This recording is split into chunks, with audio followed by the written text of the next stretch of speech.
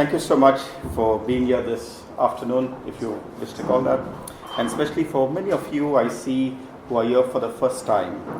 And one thing I like to add every time we begin is to say that to congratulate and to also thank you for being here on time. It's not easy to come here at 4 o'clock right now because of the traffic, and you help us being punctual, you help us start on time. It's because of you. Thank you so much. I appreciate this. The XCHR, for those of you who are not yet familiar with it, primarily engages with the history of Goa through its own research activities and the library, as well as its art collection. And this evening, we're delighted to have this presentation delivered by Siya Sukhtankar on this topic, Turning Against Tides, the Ramponkar movement and the struggle for Goa's coastline. Siya Sukhtankar is a first-year student in the Integrated Program in Management, IBM, at the Indian Institute of Management, Shillong. Her academic interests include public policy, management strategy, and social impact. And she has a list of achievements from this CV that she sent us. Like at IIM Shillong, Siya has already distinguished herself by leading a team to the first place among 147 teams in the boardroom battleground case competition at her university. She has also secured second place out of 622 teams in the Northeast Drishti Hackathon for developing Vidya Setu, an application that promotes multilingual access to education. But more importantly, over the past month, Siya has undertaken an internship at the Xavier Center, right here, where she has been cataloging and studying the archival collection of the Ramponkar movement assembled by Father Braz Faleiro. This work is invaluable because it makes the collection accessible for research. And that is something that she has painstakingly done quietly over the last 1 month. And this is today, her presentation will gather insights from this collection and present them to you. Today's presentation will be moderated by Tyrone Fernandes. Tyrone is an independent researcher who specializes in the history of early to mid 20th century cinema in Goa. He holds a postgraduate degree in history from Goa University, and his research examines the socio-political structures of Goan film history, focusing on state regulation, the production, distribution, and reception of early Konkani cinema, and the domestic and international films screened during this period. Additionally, his work investigates the elitist control and oligopolistic structures governing cinema theatre ownership. Beyond film history, Fernandes's broader academic interests encompass subaltern studies, particularly the representation of subaltern communities in historical and visual narratives. He also explores the shifting depictions of Goa in Indian cinema across various decades. His research includes the comparative history of film. And that's, I would say, thank you for being here. A brief note on this collection. So this collection was assembled by Father Braz Faleiro, who passed away in 2023, a Jesuit priest and social activist who dedicated his life to the rights of the marginalized communities in Goa. A pioneer of Jesuit social action in the state, he worked with mine workers, agricultural laborers, and traditional fishing communities, playing a prominent role in supporting the Ramponkar movement against mechanized trawling. He also meticulously documented the movement, preserving its correspondence, petitions, press statements, and organisational records. Now housed at the XCHR, this archival collection provides a rich documentary record of one of Goa's most significant social and environmental justice movements. For a number of you who keep inquiring and also ask us, is this collection accessible to you? Yes, thanks to Siya. Right? And it is now accessible through our library. You can always visit the library and write to our librarian, Arti Fernandes. You know, Arti, if you could please stand. You know Arti Fernandes, our librarian. You can request it from her through an email, library@xchr.in, and she will ably assist you in looking at this collection. So Siya will present for about 30-35 minutes, followed by remarks by Tyrone, and then you will have an opportunity for Q&A. Over to you, Siya.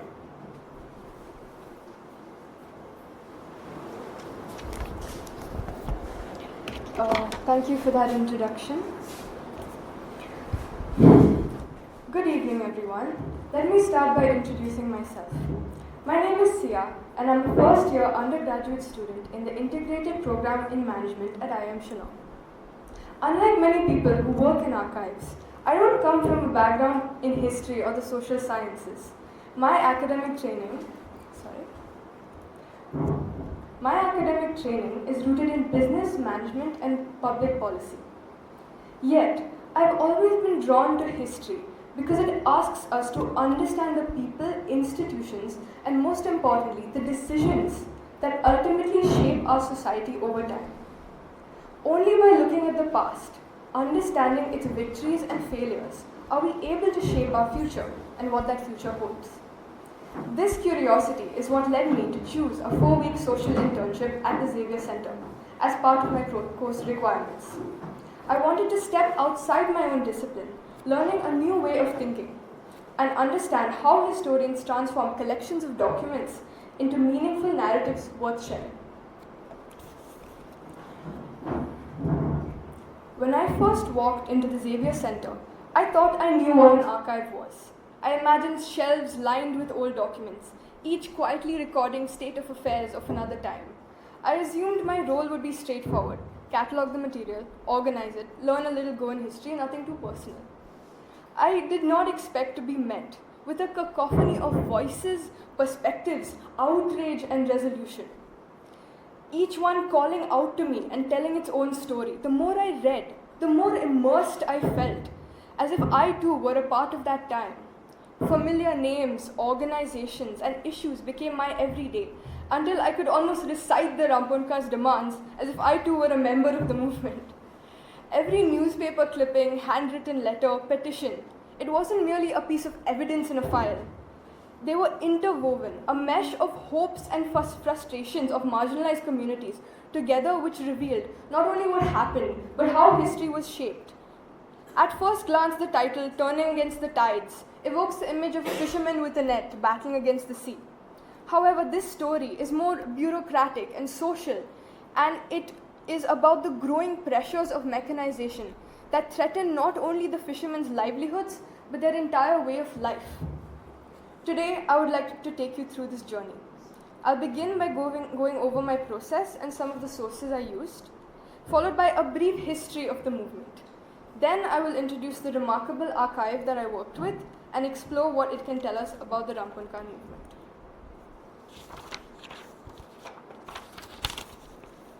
To begin, my process.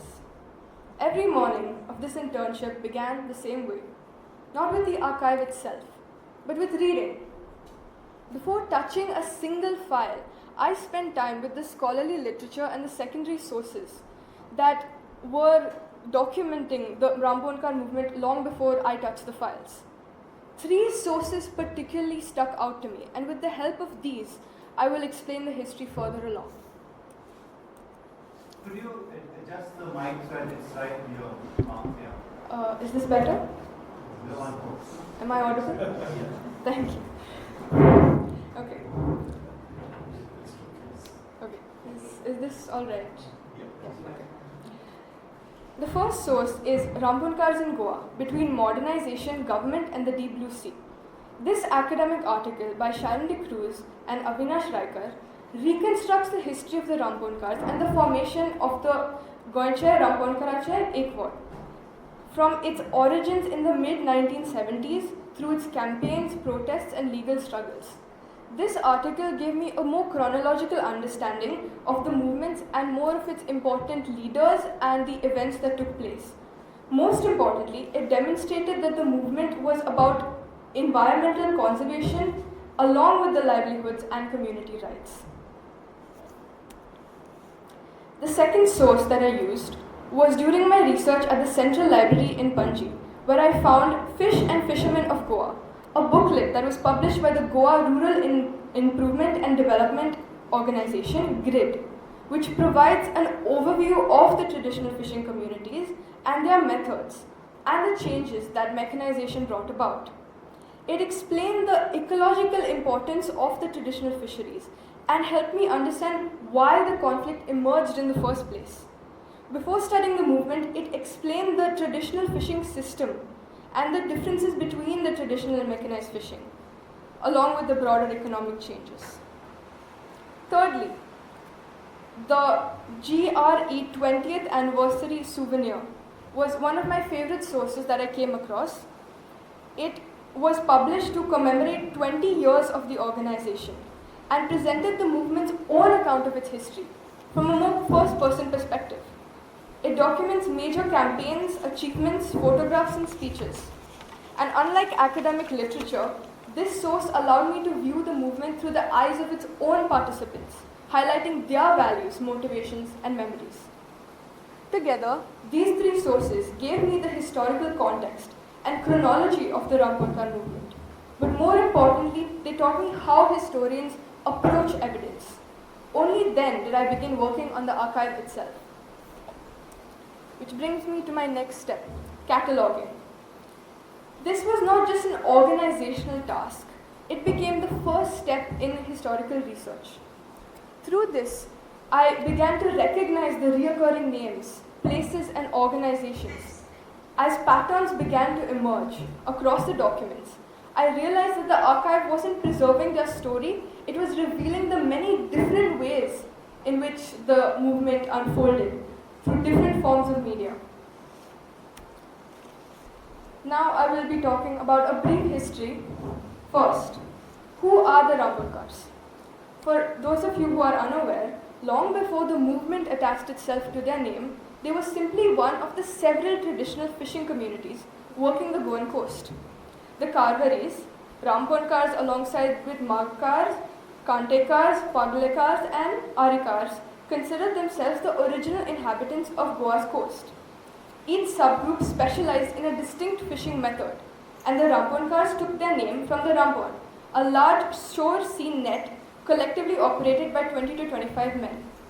Membership was earned through labor, while the catch was shared among those who worked the net and those who owned the boat and equipment. This was a functioning, cooperative institution with its own norms, seasonal rhythms, and built-in restraint. As you can see in the slide, this was the story as told by the extract from the Fishermen and Fishermen of Goa about the Ramponkars. So we have an image of them using their shore scene nets, we have an image of trawling in comparison, and the ideal scenario between the traditional and mechanized fishing, which will be important later. The community avoided fishing during the breeding months, understanding, long before the language of sustainability existed, that over-exploitation would destroy the fishing community and its own livelihood. Now I want to talk about the evolution of the movement through a brief timeline. So, the Portuguese administration largely left this system that I just described undisturbed. And one significant intervention came in 1897, when an act prohibiting trawling and purse seining within 5 fathoms of the shore was introduced for administrative reasons, and it protected the shallow waters which the traditional fishing depended on. This resolution proved sufficient for decades and protected the traditional fishermen until there was a disruption after the liberation of Goa in 1961, when the government of India and the newly established Goan Department of Fisheries sought to modernize the coastal fishing industry. They felt that the shores of Goa were not utilized to their full capacity and there could be more economic development along the shore. The state established the department in 1963 and it rolled out a series of schemes to fund the mechanized boats and offered the loans to the traditional fishermen, the very community that would be eventually marginalized. In practice though, most of the Ramponkars throughout their lives found that fish had been abundant and the schemes were confusing. So they did not take up the offers, outside investors did. There were about 200 mechanized boats in 1974 compared to just 4 or 5 in 1962. The ecological logic of what followed is worth thinking about because it explains why this conflict became as bitter as it did. The inshore waters If you could refer to this picture, please. The inshore waters close to the coast are naturally the most productive due to sunlight, nutrients washed down from the land, and shallow water conditions. This makes them ideal breeding grounds for small pelagic fishes, mackerels and sardines, part of the traditional Goan diet. These are usually caught by the Ramponkars and they feed the local population. Now, trawlers and purseaners were meant to operate offshore in the deeper waters and exploit the resources outside the reach of the traditional fishermen, thus expanding fishing in Goa, not encroaching on the traditional fishermen, what they were already doing. But instead of chasing instead they went to chase better catches and lower their fuel costs. So they ventured inshore. They moved inshore, dragging heavy nets and chains across the seaboard, which destroyed the fish eggs and juvenile fish in the process. Catching in bulk were the Ramponkars caught sparingly and seasonally. The catch increase bypassed the local markets altogether as well, sold instead to hotels or exported for higher prices, operating from a more profit point of view as these were outside investors and not part of the traditional fishing community. This also left Goan consumers having to pay more for less quality of fish as the good quality was exported.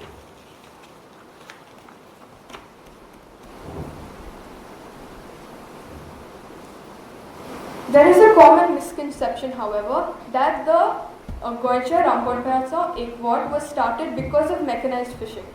There was actually an incident before that was the driving cause and the factor that made the fishermen unite. That was the first ecological battle. So between the years of 1974 and 1975, fishermen first mobilized in response to industrial pollution which was caused by Zuari agrochemicals, the ZAC pipeline, whose untreated effluents were killing fish along the Salsette coast. So the fishermen, joined by villagers, students, teachers and others, demanded that the government intervene and stop the pollution destroying the fish. Eventually, they secured the factory's closure until an effluent treatment plant was installed. This was an important victory. More than just protecting the marine life, it demonstrated that collective action could influence the government policy, and it gave the fishing communities confidence to confront the larger challenges ahead. In December in 1975, the fishermen formally established the XCHR Ramponkar Ekward at the Institute Menenses Berganza in Panjim, with Tyrone Fernandes elected as its first president. The organization united all of Goa's traditional fishing communities under a single banner, recognizing that a fragmented community had a little chance of defending its own interests. The years that followed revealed that this movement would have to fight on multiple fronts.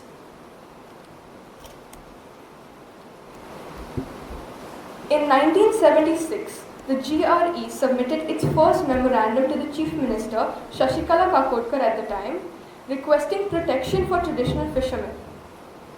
When these demands received little response, the movement expanded to a public protest, with a chain hunger strike near the Bandorkar statue outside the Secretariat in Panjim that continued for 380 days. This was one of the largest hunger strikes that the state had seen so far. And by 1978, leaders, including Christopher Fonseca and Manthani Saldana, recognized that Goa's struggle reflected the concerns of traditional fishing communities across India. So the movement expanded, and they helped form the National Forum for Cattleman and Country Boat Fishermen's Rights and Marine Life, with Saldana elected as its first chairman. The struggle also became increasingly confrontational over the years, with more protests, morchas, occupation of government offices and arrests. In 1980, the conflict had escalated as the Marine Regulation Act was passed and challenged in court. Several clashes between mechanized trawler owners and traditional fishermen led to several rampons being burnt and prominent leaders being arrested alongside other fishermen. The same year, under mounting pressure, the government introduced the marine fishing legislation, intended to regulate mechanized fishing. However, this was not the end of the legal challenges that the movement would face, as the struggle continued throughout the 1980s, with protests, memoranda and correspondence and legal action taken, while the Supreme Court stalled for time. Until finally, there was vindication, after a long wait of over a decade, when the Supreme Court upheld the restrictions on mechanized fishing close to the shore and recognized the authority of state governments to introduce measures to protect the marine ecology. This represented a victory for the demands that the GRE had consistently raised since 1970s, after nearly a decade.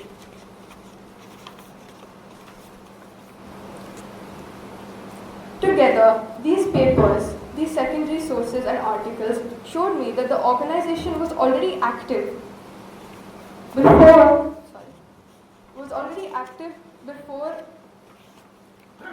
the mechanized trawlers were even an issue. So now I will be moving on to the archive, which is the main event, and it will focus on these particular years that are covered within the archive, which was at the height of the protests. A little bit about the archive. The collection I worked on was assembled by Father Braz Faleiro and consists of 14 files of correspondence and press material spanning the history of the movement. Rather than being organized around a single event, it preserves the day-to-day workings of the organization in conversations, campaigns, and responses. They form a detailed record together of how the movement organized itself over time. Moving on to the composition of the archive. One of the first things that struck me was the remarkable diversity in the material of the collection.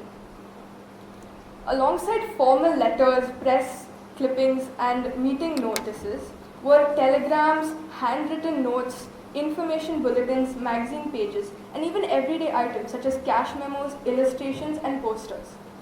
Looking through these documents, it became clear that the archive captures much more than official history. It preserves the everyday, behind-the-scenes working that made the movement alive. So these are not even all the different memorabilia in the files, but these are the most relevant that I have compiled here. So you can take a look at that. Moving forward. The oldest files in the archive date back to October 1975, before the official establishment of the movement. One of the most exciting aspects of archival research is discovering where a story truly starts. And the story of this archive starts with these documents. This was just a short while before the movement's official formation, and they document the campaign against the Zuari agrochemicals pipeline, often regarded as the movement's first major struggle, which united the fishermen. Together, these papers show that the organization was already active before its formal establishment, and environmental concerns lay at the heart of the earliest campaigns. Before I would continue, I'd like to mention the core framework through which I've organized the next few slides. As I worked on these documents, one idea kept resurfacing. The movement fought on many fronts. It fought through protest, it fought through the press, it fought through correspondence, and of course it fought through policy. By showcasing these different forms of resistance, I hope not only to show what it contains chronologically, but more so what it teaches us about how the struggle for Goa's coastline was really carried out. The first slide, fighting through public protests. These files mainly document the hunger strike that was undertaken. So over here we have a letter written by a political party about the hunger strike to the Chief Minister. We have various meeting notices for the protest of the fishermen, and we have telegrams that were sent out during the strike, sometimes asking for resources and sometimes informing important people like ministers for industry about the fact that the hunger strike was being ignored. At different benchmarks during a certain number of days, it shows that the movement was active and the 380 days was not just in name.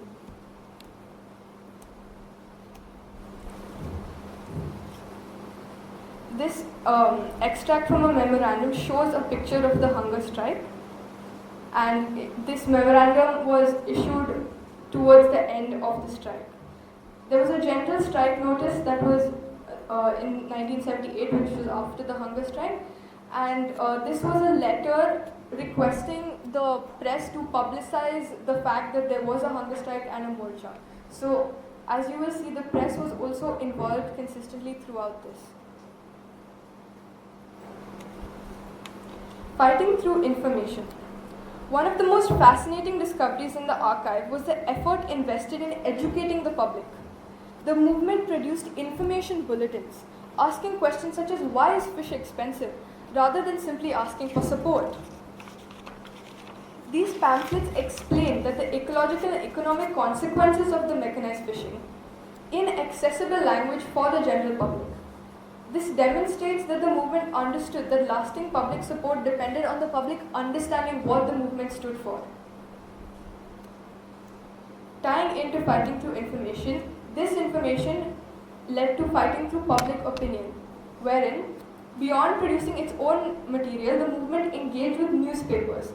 There were numerous letters written to newspapers by supporters from different walks of life, not necessarily the president of a movement, but everyday people, journalists and teachers, etc. They expressed their concern over the treatment of the Ramponkars. These documents show that the movement was not speaking in isolation through legislation. It builds a wider public sympathy, and it encourages the citizens to participate in the debate. So these are the various letters written. Moving on, fighting through correspondence. Before taking to the streets, the movement repeatedly attempted to work through the official channels. These letters were addressed to the Chief Minister, the Minister for Fisheries, and members of Parliament in both the Lok Sabha and the Rajya Sabha. There were additional letters which I couldn't include that were to the Minister for Ports, there was to the Director of Oceanology, and there were multiple letters written to the heads of different departments, all in an effort to publicize and convey the struggle that was being fought. Now we come to one of my favorite slides, which is fighting behind the scenes. Some of the most revealing documents in this archive are also the least dramatic. Letters thanking newspaper editors for their coverage. Letters thanking the press for their promptness, and letters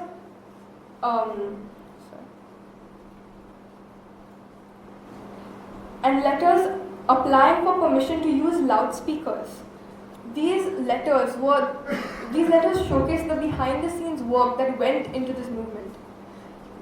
Later in history, no one's going to remember whether someone asked for a loudspeaker, but at the time, it was vital in making sure that the voices of the fishermen were heard. Fighting through passion. Alongside official typewritten correspondence are handwritten notes that provide a rare glimpse into the thinking of the movement's organizers. These pages contain questions, arguments, talking points, and ideas being worked through before they became the speeches or memoranda that were published. The first letter is informing the members of the current stance of the movement, telling them to remember that these are the things we're fighting for. This is exactly how you should reply. Don't let anyone challenge you. These were to boost morale, and these were very personal, to make sure everyone was on the same page. There were also notes asking the right questions as to why is there a certain mechanized trawler in a certain area, why should the mechanized boats be looked out for, and questions such as these, which were very important in making the statements that would go through forward. There were also thoughts written down to gain clarity, which were very informal. They weren't even questions, they were just statements of how things were going at the time, which were very personal to the people who had written them. Fighting across borders. Although rooted in Goa, the movement quickly developed connections beyond the state.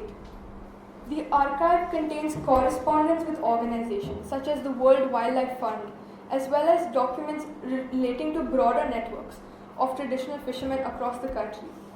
As you can see in this letter, it says that Kerala, Tamil Nadu and Andhra Pradesh were also on the side of the fishermen, and they were all coming together along with Goa. It was not just limited to Goa, it was multiple states and multiple fishing communities across India. These records show that the issues facing the Ramponkars were increasingly understood as part of a wider national and even international conversation about marine resources, traditional livelihoods, and environmental conservation.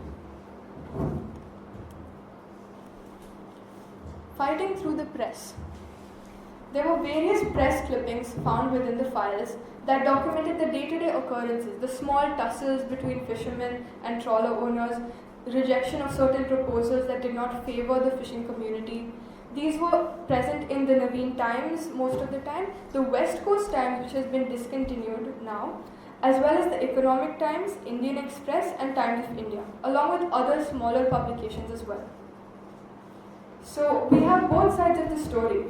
There are certain instances where the Ramponkars were blamed for being violent. There are certain newspapers that would criticize the government. There are certain newspapers that would criticize the people. There was not one consistent public opinion throughout, and these newspapers show that. Lastly, I would like to talk about the Ramponkar women, which were very underrepresented within the files. But their statements are one of the most heart-wrenching things I have read. While most of the archive focuses on the organization, the documents that draw attention to the experiences of women record violence and abuse faced by them, lathi charges faced against them while they were agitating for their rights during the periods of the confrontation. This is an important reminder that the struggle extended beyond the fishermen alone and affected entire families and communities. The archive preserves these voices as well, which are often overlooked in the broader historical narratives. On a more lighter note, these are some interesting memorabilia I came across. So these are the old stamps of the time on the different inland letters and postcards sent across. And these are business cards that were preserved on the face of one of the files, in fact, of different people of importance at the time. While these may seem like small details, they offer insight into the archive as a physical object. These postal stamps and envelopes preserve the traces of the people and networks that surrounded the movement. They remind us that they do not just preserve information, they preserve the material culture through which the information traveled. I don't think I have ever received an inland letter in my life, so this was truly an interesting experience for me personally.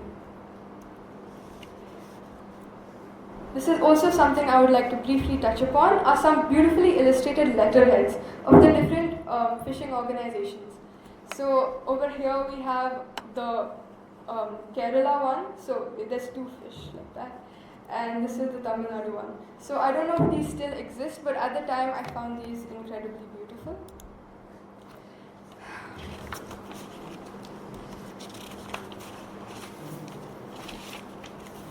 I would now like to touch upon the research possibilities that I have found within these archives that if someone so wants they could undertake. First, communication strategies in grassroots movements. How did the AQUAD communicate with the government officials, the public and its supporters? Letters, memoranda, telegrams, pamphlets, these provide insights into the movement's communication strategies. Secondly, environmental activism in Goa. How did concerns over industrial pollution and mechanized fishing contribute to the growth of environmental consciousness in Goa? The archive documents campaigns against pollution, marine resource depletion and unsustainable practices. Thirdly, state-citizen relations and policy advocacy. How did the traditional fishing communities engage with the government to influence the policy? The policy proposals, which were meticulously drawn up and preserved in the archive, reveal the various negotiations, petitions, and attempts to shape the final legislation. Fourthly, the media representation of the Ramponkar movement. How was it portrayed in newspapers? And how was the press used to influence the public opinion? I've come across letters requesting certain changes as they were not factually printed in the newspaper. I've come across letters that condemn certain articles for putting across a point of view that may not be factual. The extensive collection of newspaper clippings and letters make an ideal area for research. Fifthly, organization and leadership of a social movement. The coordination, internal notes, the notices, and the planned documents provide valuable insight into the organizational structure of the GRE. Finally, cross-border and interstate solidarity. How did the Ramponkar movement connect the organizations beyond Goa? The archive contains correspondence with fishery organizations, environmental organizations, supporters from across India and overseas, offering a valuable insight into how local struggles became part of a broader regional, national, and international network, advocating for the traditional fish communities and sustainable marine resource management.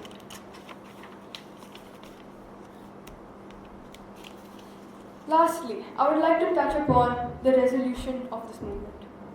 After nearly 2 decades of protests, negotiations, memoranda, and legal challenges, the Ramponkar movement achieved one of the most significant victories in 1994.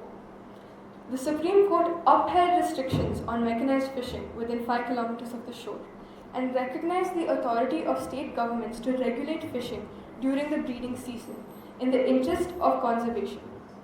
For the GRE, the ruling represented a formal recognition of its demands, which it had consistently advocated for since the mid-1970s. The protection of the fishing grounds, sustainable fisheries management, and the right of artisanal fishing communities. However, the story doesn't end here. The judgment marked vindication rather than closure.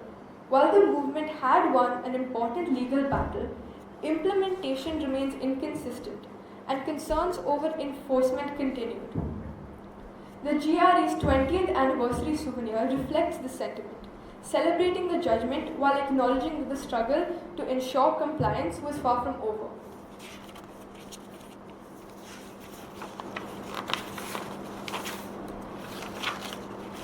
To conclude, by the late 1990s, the Ramponkar movement had secured many of the protections it fought for. Years of protests, negotiations, correspondence, and legal action accumulated in the Supreme Court's recognition of the restrictions. There were significant victories, validating many of their demands. Yet, as the movement itself recognized, enforcement remains inconsistent, and mechanized fishing continues to pose challenges, along with new pressures such as tourism, coastal development, pollution, and climate change, which have added further complexity to the lives of the Ramponkars. Today, the movement continues to be remembered, not simply for the legislation it helped shape, but for demonstrating how an organized community could influence public policy through persistence, collective action, and dialogue. Its legacy lives on in contemporary debates surrounding sustainable fisheries, marine conservation, and the rights of the fishermen. For me, perhaps, the greatest lesson was that the movement was never sustained by protest alone. It endured because it fought through various different means: public education, the press, policy advocacy, and organization.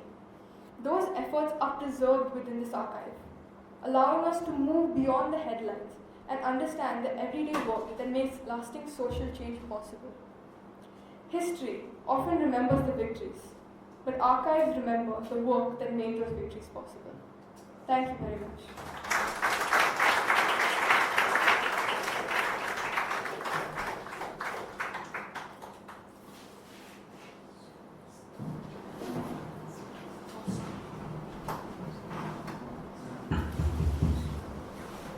Good evening, everyone.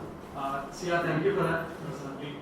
Now, I may not be able to offer too many insights on the history of the Ramponkar movement, but I can offer my thoughts on the archives as a whole, and how they developed and how we should approach them, whether you come from a historical background or you. So, by and large, we learn of 3 ways you approach archives. You have the first way, which is how you read with the archive. So when you read with the archive, this is quite archaic now. You look at a source that you have, a letter, or perhaps a bill, or perhaps any small publication, a book or such, and you take it at face value. This was quite common in the 19th century German historiography and as such. It doesn't ask questions further, and because it doesn't ask questions further, people saw when you exhaust an archive, you've exhausted all kinds of history that is present there. Now, of course, we've moved from there, and with post-colonial writings and such, we've come to this idea where you read against an archive. So you have a letter, you ask questions about it. You ask it, what's missing here? Where are the silences in this? Who has written it? How have they written it? What was in their head when they wrote it? And even more recently, you have an idea which I find very interesting, and it's called reading along the archive. And when you read along the archive, you ask questions of how the archive was formed. The person who actually decided to curate it, their thought processes, when they decide to pick an object out and they decide to put it within that archive. And I spent some time thinking about why Father Braz Faleiro curated this in this manner. And I think it boils down to share an anecdote here. There's a village called Naushi. Naushi is in Bambole, and they're a coastal village, a fishing village, and at present they are in a legal battle almost of sorts with the construction of a marina that's happening over there. And during my time at the university, the Goan University, they took us over there to see how they live socio-economically. And something that I clocked at that point of time, something that I realized in conversation with some of the villagers over there is that, see, when they fight against projects like marinas, obviously, and this is quite obvious, they are fighting to preserve their identity as much as they are their traditions and their heritage. And in that sense, their fight is persistence. And I saw quite a lot of similarities with the creation of this archive in the sense that this archive is a persistence of the Ramponkar movement. It exists here, it exists in secondary sources, but more so through these letters and such. And so I hope that if you all do interact with these archives, you'll see it perhaps in the same way I did, as persistence of these Ramponkars to preserve their heritage, to preserve their tradition and their identity in that regard. I believe that's all I have to offer. And so, see, I had a question mainly on the specific documents you encountered. Right? It is a bold task to go into a collection and to catalogue it. Bold for anyone, whether you come from a historical background or not. What specifically was that process like, encountering such a wide variety of documents? They were obviously in files, but the actual cataloguing process, what was that like? Thank you for the question.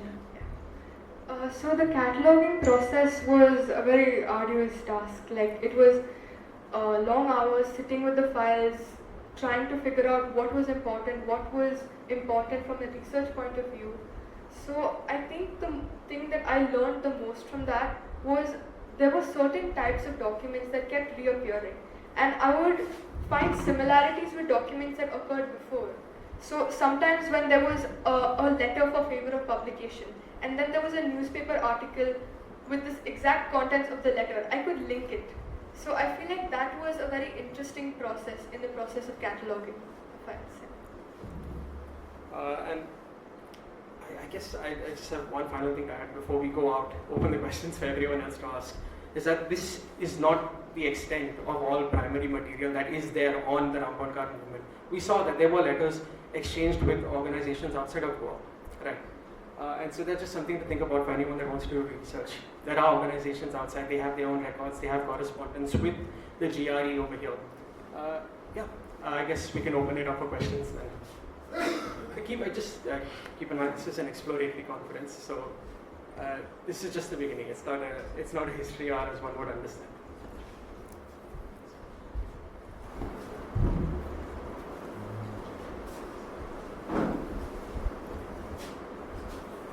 Congratulations to the researcher and the moderator and the institute.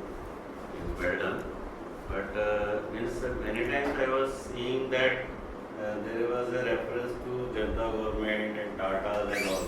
So can you elaborate more on the role of those kinds? Yes, thank you for the question. You can use this one. the question.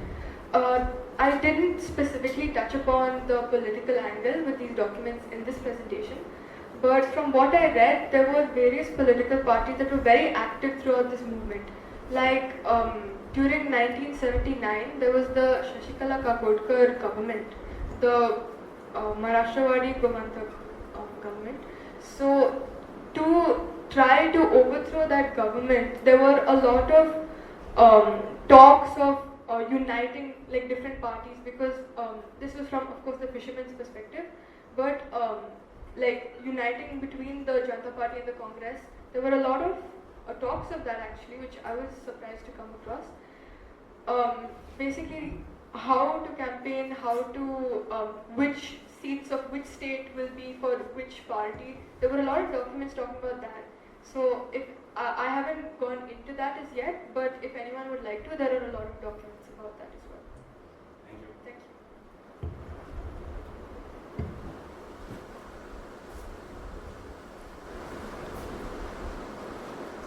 Hi, that was really a lovely presentation. Really thoughtfully done.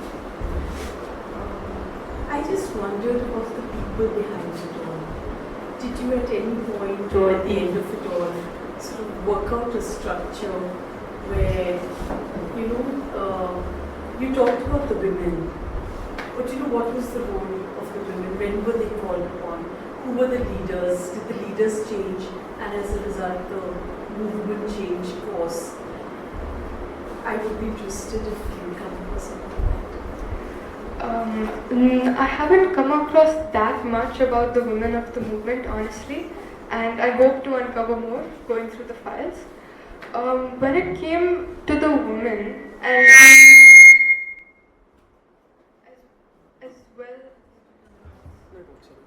as well as the students, there's very little material in the files itself, but from what I read, the women's struggle was very different, because in a way, in at least one of the articles, they were vilified in a way because they would basically go to the traditional fishermen, they would buy the fish from them in wholesale, and then they would go to the market to sell. So they would, of course, increase the price of the fish because they had their own effort in transporting it to the market themselves. But people saw that as increasing the prices of the fish for no reason. So I remember one article was about that. So there was a lot of struggle with them as well. They faced a lot of lathi charges and all, as referenced in one of the newspaper articles. And yeah, most of the documentation about them is about the agitation. So that's what I've come across so far. Thank you.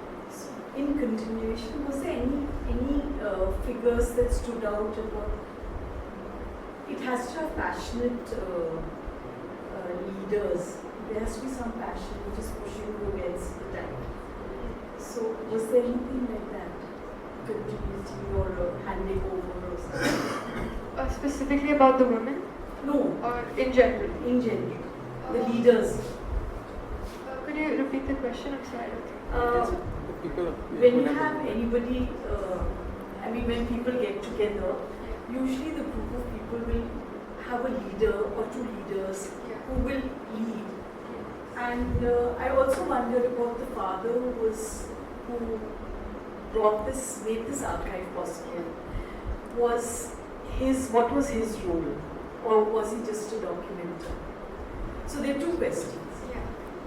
When it comes to the leaders, I would not be able to recall all their names, but there are various files in the archives documenting. There were student leaders as well which were documented that were of certain states. Like every state had its own head of different things. There were multiple leaders throughout this movement. So I would not be able to recall the names, but if you go through the files, there are multiple leaders of that sort. When it comes to Father Braz Faleiro, his job was not only the documentation. There are certain documents that explicitly reference him as well, certain letters that he has written in the archive, though there are few. And he was more so to support the movement rather than lead the movement, as he was involved in a lot of different social causes. So while he did not head the movement, he did definitely support and contribute a lot in terms of that. Thank you. I just have a few reflections. I would like to take off from what I don't know your name, Sumita said. I'm Sebastian Lawrence. I'm a General Secretary of National Federation of Sports Officials. But I want to take off this very interesting point you raised about women, the role of women. And I want to tell you about one woman who led me into this protest way back in 1982 when I was 9 years old. My mother comes from Ramponkar family in Mandal. And you referred to those slides, frequent clashes, another clash between, remember the title very clearly, you said that another clash between trawlers and Ramponkars, or Ramponkars and trawlers. So one of the clashes was in Mandre, where the trawler was captured by the fishermen, and then fishermen was taken also, trawlers took the fishing boat, Ramponkar's boat, away into the sea and they were beaten up. So my relatives were involved in that fight. And when the fact finding came, I remember I was 9 years old at the time. Matani Sardana was there, and other leaders, Gopinath, Parvatekar, local leaders, Sioli and they were there.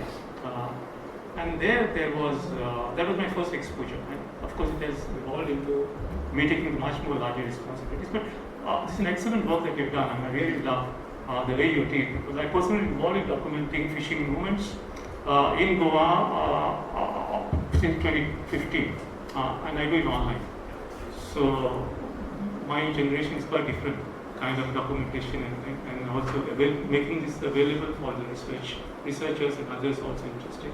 But there's one question that also Rico prompted me to think through is that 1897, the year you said, it was a Portuguese legislation that led to creation of a law that created this of 5 fathoms. Was there trawlers or personas in 1897 for Portuguese government to pass that law? If not, at what prompted them?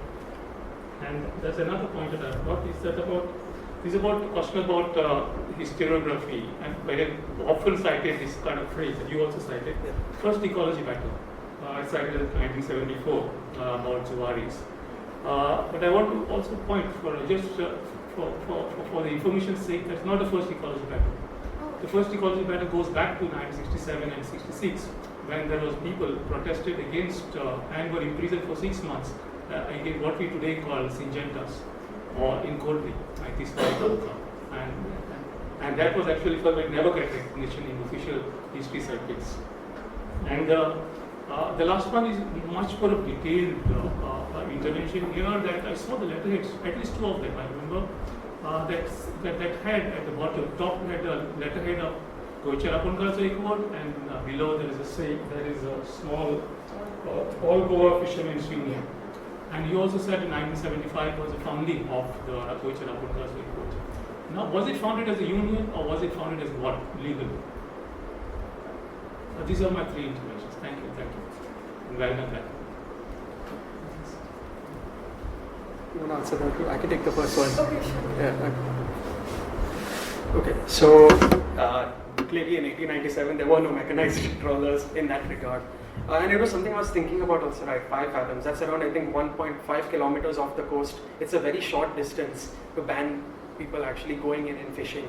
And I think likely, my opinion on this is likely it was to prevent enemy militia, enemy boats from coming in, spies and the like. People, I guess you could say antisocial elements from within the coastline. So you keep 1.5 kilometers of the coast only for the traditional fishermen. Of course, they can go beyond, but if they cross that line, then it becomes a matter of security. I believe that's how it was laid out. There were no mechanized trawlers at that point of time, so it would not make sense for them to talk about trawling in that regard as such a big ecological issue. It would be more a security issue. The other two, one would be on the union. The union, whether it was formed as a union or legally, what was the terminology for it? Legally, I'm not exactly aware of how it was registered officially. The functioning. The functioning was, it was as a union. So basically, the different fishing communities, they came together as one group. So that together, like as one group, they could write the legislation to the government saying that all of us agree on this issue, like this is our opinion, and they could voice it. So So I feel like that's what the union aspect was for. Yes, and the other comment was on the first ecological battle. Yeah, but the issue, I have examined this, their registration actually. Are registered as a society, but they always claim as a union. And there is also Indian Trade Union like 1926, they could have registered. I always have this question mark and gap in mind. I'm not sure as to why. Maybe there was some legal requirement that they needed for a union or a society. Like the legal aspect exact, I'm not aware of. But yeah, what was the other question? That was just a comment, I believe. First, ecological. Yeah, so as per official documents, that's the main one that's always come to the forefront. But if there was one before, we should definitely add it to the literature. We can call it second. Second, done. Second. Just, if I could, a word of appreciation to Siya and XCHR for putting this all together, giving structure to these documents, which otherwise lie unsung, unnoticed, on a dusty heap. But having said that, I feel the wider point I want to make is that in Goa today, there is total chaos and total ignorance about what exists, where it exists, how to find it, how to salvage it. Correct me if I'm wrong, a lot of documents are being digitized, they are not being shared under the belief that if Central Library shares or Archives shares, no one will go there, and all these kind of things. Okay, so just to give an example, 1-2 years, I'm not claiming boasting rights here, but 1 or 2 years before Father Braz died, I just walked in and I said, can we talk? And he was ready to talk. I spoke to him for about 1 hour. It's audio recorded, it's on archive.org, anyone who wants can visit it there. And he tells his full role in the movement, how he got beaten up, how he was bleeding, and how the police raided the Jesuit house, and all these kind of things, because they suspected him to be behind the road, and the leadership that was built up, and things like that. Then there are slivers that come from here, there, and they're all scattered all over the place, and we don't know where they are.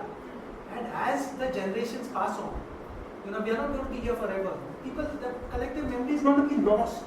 So we need institutional solutions to this. To give you an example, in a book we did on the media, she is a journalist who is part Goan, her mother is Goan, and she tells that the media was very unfavorable to the Ramponkar movement. This will not come out in the papers because we never know what was not published. So they brought, just I'll finish in a minute, they brought a team from Bombay of 4 journalists. Daryl DeMonte brought them, Rajan Narayan was one of the journalists, young journalists at that time, Aisha, and 1 or 2 others, I don't know. And Aisha writes a story, and she also tells how one leader of the movement who will not be named fell in love and, sorry, I should not be saying that, sent her a love letter within a week of her returning to Bombay and offered her marriage. So like there's a lot of stories and gossip and whatever you want to call it out there. How do we make sense of this? I feel that as a society we are totally failing in our job. I'm not a historian and it's not my job and I cannot claim to have any skills in doing it. But as a journalist, I think that we are missing the story. I'm not saying, I'm not pointing because you have done a great job. This is a start. But how do we build it up at a wider level? So tomorrow we have answers. Every generation that's coming is forgetting. Sorry, I've said too much.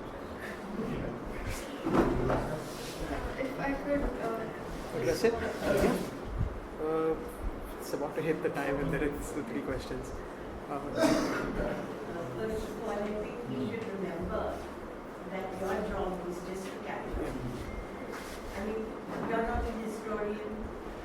What you've done is a fabulous job to at least put things in order for others to record.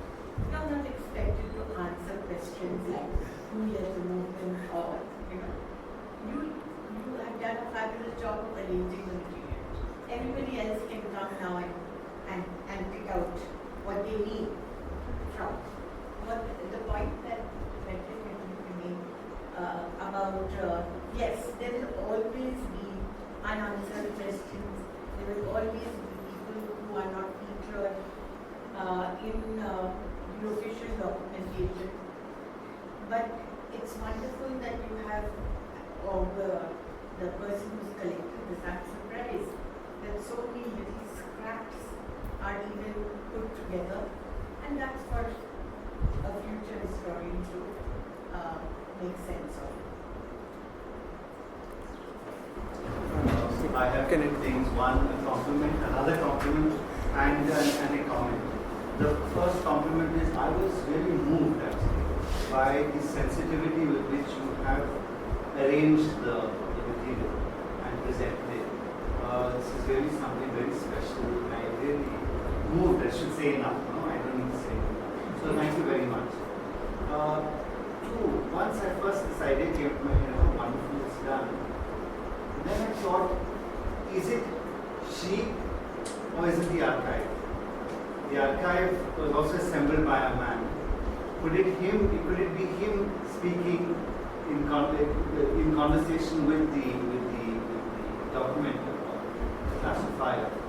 But regardless, it also then realized it takes also something for the person to recognize this kind of diversity. So congratulations to Father Braz and congratulations to you as well. Thank you very much.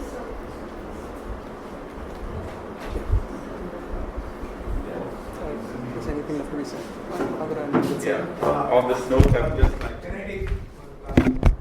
Yeah. That's one. Okay, again a compliment. It was a very interesting presentation. You were able to focus it very well. I don't know whether it will happen, but in this archives, is there some sort of a statistic on different types of people other than the Ramponkars who are part of it? Because I'll just talk of one set that was teachers. We had 3 in our Don Bosco High School, and they would often be in jail, not in class. And when they would be in class, they would be talking. Like we had Matani Sadan, of course, and there was one Rebello. The Rebello taught us civics, and he taught us civics through the Ramponkar movement. He would tell, like how the legislation is, and nobody failed in civics.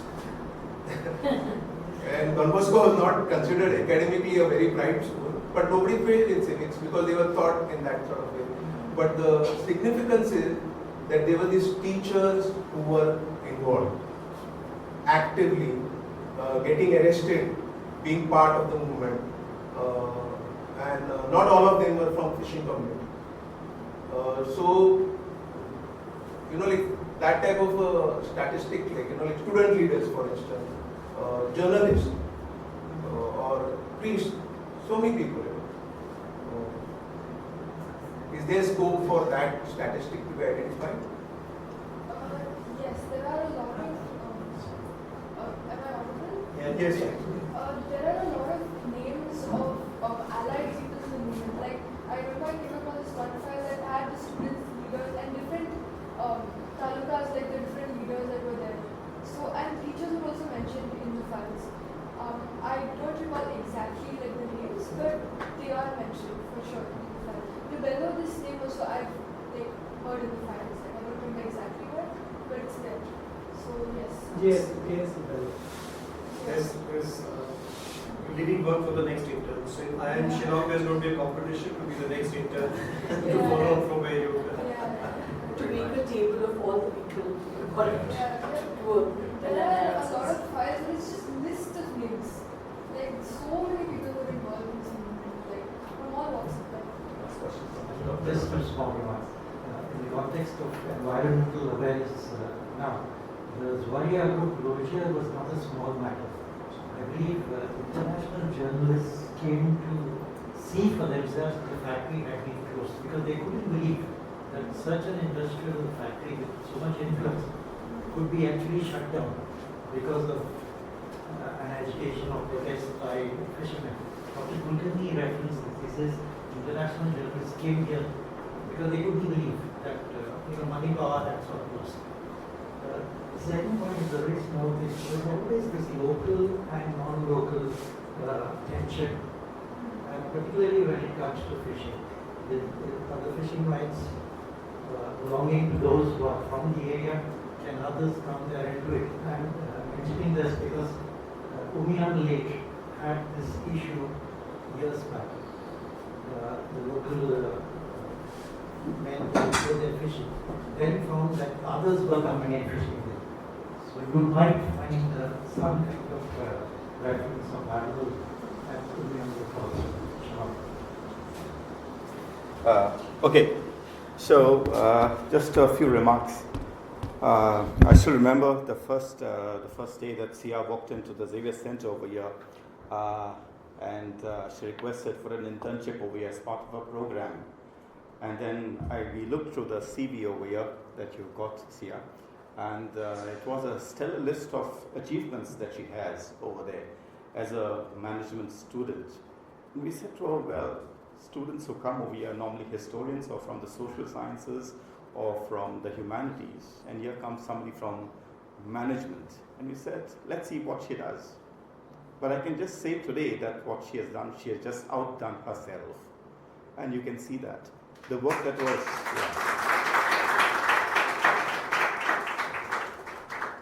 this is about historical scholarship of a researcher that you come.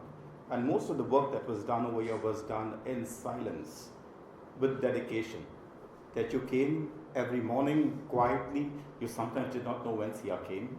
And she would come, and suddenly if you're working, that she knocks on the door, and then you can barely hear her knock also sometimes, and then you have to look about twice whether, is that really a knock? Yeah, and then she would come, and it was meticulously done. This is something I say outdone because, as also Professor Fleur pointed out, your job profile involved being cataloging. But you have moved beyond. You went with your own inquisitiveness to go and research those files, and we could see in terms of what you produced. As a management graduate, a management student, you are not a historian. I would like to make this a very crucial point. She's not a historian, not from the social sciences.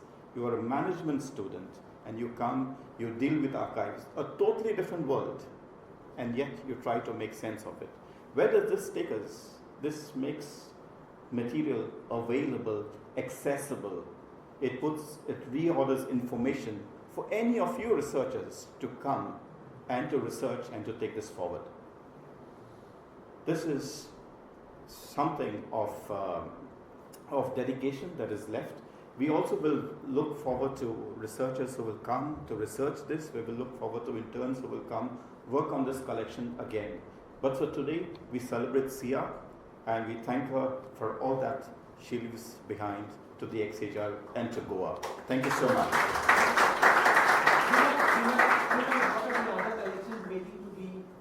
Yes, yes. So first of all, what we are trying to do is that we are trying to first of all look at different profiles of collections that are there. We are looking at collections of the different social movements. We will first try to deal with the Ramponkar movement. There is so much more to do. We will go there stage by stage. First we finish the Ramponkar movement. We try to catalog that entirely. After cataloging, we try to archive them in a way that is friendly to the climate, that is good for the documents. And once we deal with this connection, we go to the Krishnananda size collection. We are also involved. Last year we had students from Xavier's College in Mapsa who dealt with the Gridley collection of photographs. We are also working with that. There will be an upcoming exhibition with those students that will come up this year, because this is the centenary year of Gridley. So we are looking at archives and making these collections available for research. So that will come up. Yeah, thank you. This is just a small remark. I think it can be useful for graphic designers too.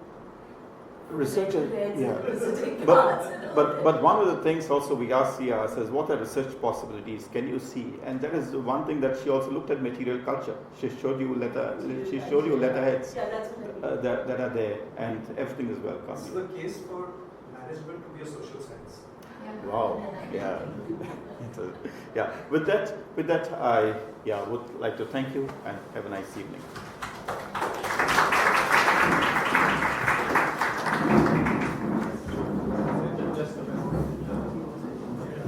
Good evening, everyone.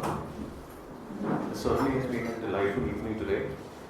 On behalf of the Xavier Center of Historical Research, it is our privilege to extend our heartfelt gratitude to Siya Sukhtankar and Tyrone Fernandes for delivering such an insightful explanation of the Ramponkar community struggles, their resilience, and the unwavering commitment to protecting the Goan coastlines, Goan social and economic history as well.